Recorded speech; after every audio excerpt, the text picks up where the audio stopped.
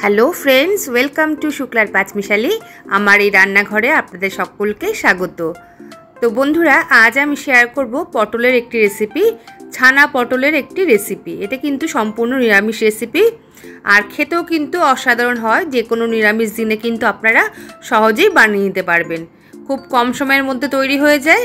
তো চলুন আমি রেসিপিটি আপনাদের কাছে শেয়ার করি, আপনারা আমার সঙ্গে থাকুন আর দেখতে থাকুন। আর চ্যানেলে নতুন বন্ধু হয়ে থাকলে আপনাদের কাছে আমার অনুরোধ থাকলো চ্যানেলটি সাবস্ক্রাইব করে আমার পাশে থাকবেন। তো চলুন আমি রেসিপিটি শুরু করি। তো বন্ধুরা, আমি এখানে কিছুটা ছানা নিয়েছি। এখানে 500 ml দুধের ছানা আছে। তো ছানাটাকে আমি ভালো করে জল ঝরিয়ে নিয়েছি। তো 1 প্যাকেট দুধ কেটে যাওয়াতে আমি সেই ছানাটাই নিয়েছি। আর যেহেতু ছানার পরিমাণটা একটু কম হয়ে গেছে, সেই জন্য আমি একটুখানি 100 গ্রাম মতো আবার পনির নিয়েছি। পনিরটা আমি এবার এই গ্রেটারের সাহায্যে ভালো করে ঘষে নেব। তাহলে কি হবে, ছানার সাথে কিন্তু মাখতে খুব ভালো হবে, সুবিধা হবে মাখতে। তো বন্ধুরা, আপনারা কিন্তু শুধু ছানা দিয়েও করতে পারেন এই রেসিপিটা, আবার শুধুমাত্র কিন্তু পনির দিয়েও করতে পারেন। পনিরটা ভালো মতো ঘষে নিচ্ছি আমি। দেখুন, একদম কিন্তু ঝিরিঝিরি করে ঘষা হয়ে গেছে। এবার আমি কিছু মশলা দিয়ে দিচ্ছি। প্রথমে আমি লাল লঙ্কার গুঁড়ো দিলাম 1 টিস্পুন, দিয়ে দিচ্ছি 1 টিস্পুন মতো জিরের গুঁড়ো, দিয়ে দেব এবার 1 টিস্পুন মতো আদার গুঁড়ো। এখানে কিন্তু আপনারা আদা বাটাও দিতে পারেন। আমার যেহেতু আদার গুঁড়োটা ছিল, সেই জন্য আমি এখানে আদার গুঁড়োটাই ব্যবহার করে নিলাম। আর দিয়ে দিচ্ছি একটুখানি গরম মশলা, এখানে 1/2 টিস্পুন মতো গরম মশলা দিলাম। দিয়ে দিচ্ছি সামান্য একটু চিনি, আর দিয়ে দেবো এবার স্বাদ মতো নুন।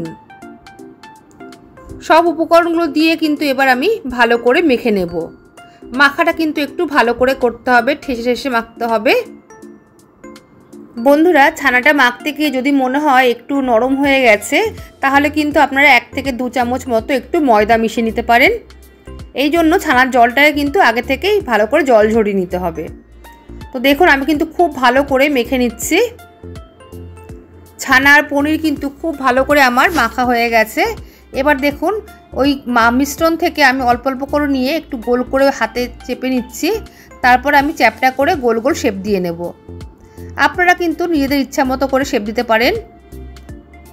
তো বন্ধুরা, এটা কিন্তু রান্না হচ্ছে ছানা পটলের ডালনা। দেখুন, আমি কিন্তু এইভাবে শেপ দিয়ে নিলাম। এইভাবে একটা তৈরি হয়ে গেলে আমি আরেকটাও বানিয়ে আপনাদের দেখাচ্ছি।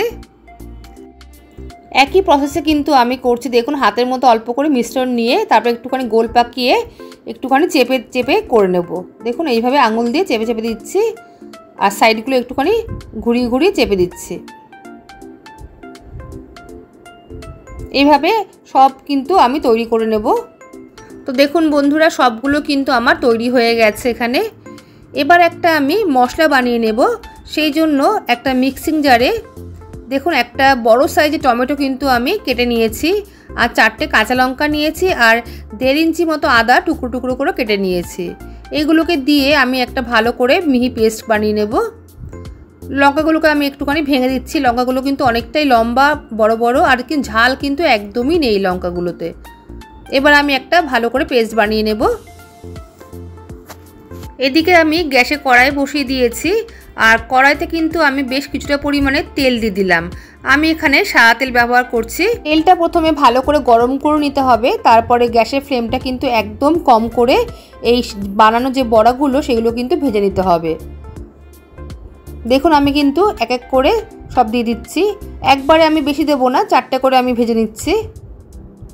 একটা সাইড কিন্তু মিনিট খানেকের মতো হতে দিতে হবে, তারপর কিন্তু উল্টে দিতে হবে, নাহলে কিন্তু বেশি নাড়াচাড়া করলে ভেঙে যাবে। দেখুন, একটা সাইড ভাজা হয়ে গেলে আমি কিন্তু আস্তে আস্তে করে উল্টে দিচ্ছি। এইভাবে কিন্তু উল্টে পাল্টে আমি এই বড়াগুলো ভেজে নেব। আর গ্যাসের ফ্লেমটা কিন্তু একদম কম করে রাখতে হবে। তো বন্ধুরা, এই বড়াগুলো আমার ভাজা হয়ে গেছে, আমি এবার তুলে নিচ্ছি। আবার একইভাবে কিন্তু সব বড়াগুলো আমি আবার ভেজে নেব। দেখুন, অল্প অল্প করে দিয়ে আমি সব বড়াগুলো ভেজে নিচ্ছি। বড়াগুলো দিয়ে একটা সাইড 1 মিনিট মতো ভাজা হয়ে গেলে আমি আবারও উল্টে দিলাম। এইভাবে কিন্তু আমি সব বড়াগুলোই ভেজে নেব। বড়া ভাজা তেলের মধ্যেই আমি দিয়ে দিলাম এবার কেটে রাখা পটল। এখানে আমি পটলগুলো 3 টুকরো করে কেটে নিয়েছি। পটলগুলো কিন্তু বেশ বড় বড় ছিল। এবার পটলগুলোর গায়ে কিন্তু আমি আগে থেকে একটুখানি নুন মাখিয়ে রেখেছিলাম।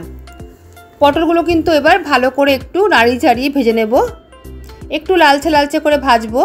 পটলে কিন্তু আমি হলুদ দিইনি, কারণ পটলে যদি হলুদ দিয়ে ভাজা হয় পটল কিন্তু দেখতে কালো কালো হয়ে যায়।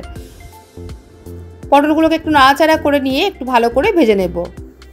তো দেখুন বন্ধুরা, পটলগুলো কিন্তু আমি লাল লাল করে একটু ভেজে নিয়েছি। এবার সব পটলগুলো আমি তুলে নিচ্ছি। এবার পটল ভাজা তেলের মধ্যেই আমি দিয়ে দেবো কেটে রাখা আলু। এখানে আমি দুটো মিডিয়াম সাইজের আলু টুকরো টুকরো করে কেটে নিয়েছি। আলুগুলোকেও কিন্তু আমি একটু নুন মাখিয়ে রেখেছিলাম। আলুগুলো কিন্তু আমি একটু লাল লাল করে ভেজে নেব। তো দেখুন বন্ধুরা, আলুগুলো কিন্তু আমার ভাজা হয়ে গেছে। এবার আমি আলুগুলো তুলে নেব। সব আলুগুলো তুলে নিয়ে এবার তেলের মধ্যে দিয়ে দিলাম হাফ টিস্পুন মতো সাদা জিরে ফোড়ন। কয়েক সেকেন্ড পর আমি দিয়ে দেব টমেটোর পেস্ট। যে পেস্টটা আমি করে রেখেছিলাম আদা, টমেটো আর কাঁচা লঙ্কা দিয়ে, সেই পেস্টটা আমি এখানে সম্পূর্ণ দিয়ে দিলাম। এবার এই পেস্টটা দিয়ে ভালো করে কিন্তু কষিয়ে নিতে হবে যতক্ষণ না পর্যন্ত কাঁচা গন্ধ কেটে যায়। খুব ভালো করে কষিয়ে নেওয়ার পর আমি এর মধ্যে দিয়ে দেব কিছুটা পরিমাণে গুঁড়ো মশলা।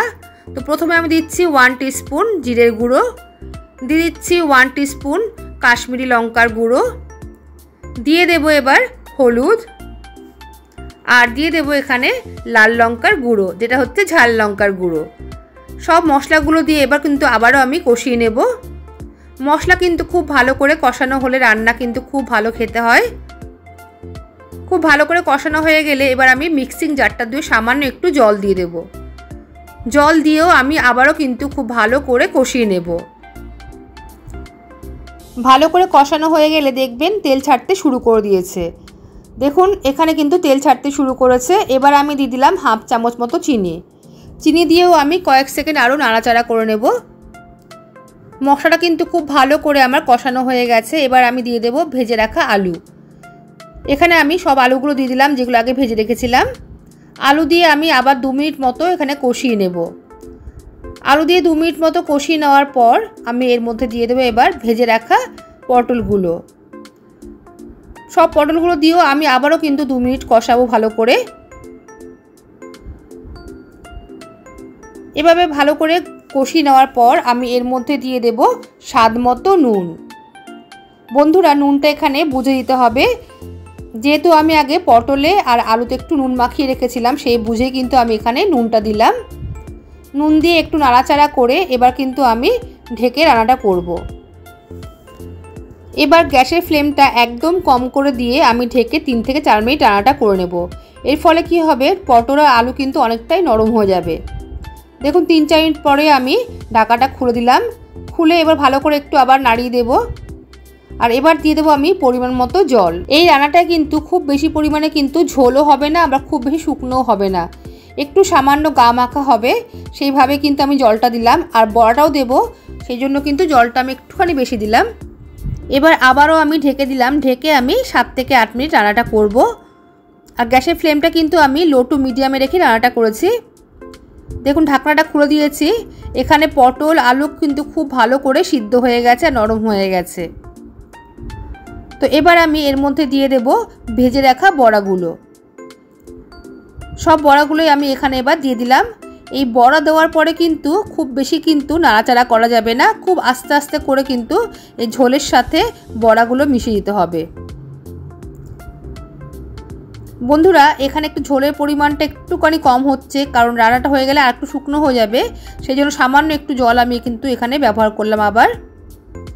এবার আবারও আমি ঢেকে দিলাম 3 থেকে 4 মিনিটের জন্য। 3-4 মিনিট পর আমি ঢাকাটা খুললাম। রান্নাটা কিন্তু আমার হয়ে গেছে। এবার আমি এর মধ্যে দিয়ে দেব সামান্য গরম মশলা। এখানে আমি হাফ টিস্পুন মতো গরম মশলা দিয়ে দিলাম। আর দিয়ে দেব সবার শেষে একটুখানি ঘি। দেখুন আমি এখানে খুব কম পরিমাণে ঘি ব্যবহার করলাম, আপনারা ঘিটা কিন্তু নিজেদের মনের মতো করে দেবেন। এবার একটু নাড়াচাড়া করলাম খুব হালকাভাবে করে, এবার গ্যাসটা আমি বন্ধ করে দেব। তাহলে বন্ধুরা তৈরি হয়ে গেছে ছানা পটলের ডালনা। এবার আমি সার্ভ করে দিয়েছি। দেখুন বন্ধুরা, এই নিরামিষ ছানা পটলের ডালনা কিন্তু খেতে খুব ভালো হয়। তো আপনারা অবশ্যই ট্রাই করবেন আর আমাকে জানাবেন কমেন্টের মাধ্যমে। তাহলে বন্ধুরা আজকের এই রেসিপি আপনাদের কেমন লাগলো অবশ্যই কিন্তু জানাবেন লাইক কমেন্টের মাধ্যমে। ভালো লাগলে শেয়ার করবেন আর চ্যানেলটি সাবস্ক্রাইব করে আমার পাশে থাকবেন। আর পাশে থাকা বেল বাটনটা অবশ্যই ক্লিক করবেন আর সঙ্গে অল বাটনটাও কিন্তু ক্লিক করবেন। তাহলে যখন নতুন কোনো রেসিপি আমি আপলোড করব সবার আগে আপনাদের কাছে নোটিফিকেশন পৌঁছে যাবে। তাহলে বন্ধুরা আজ এই পর্যন্তই, আসবো আবার অন্য কোনো রেসিপি নিয়ে। সবাই ভালো থাকবেন, সুস্থ থাকবেন। সবাইকে আজকের মতো টাটা।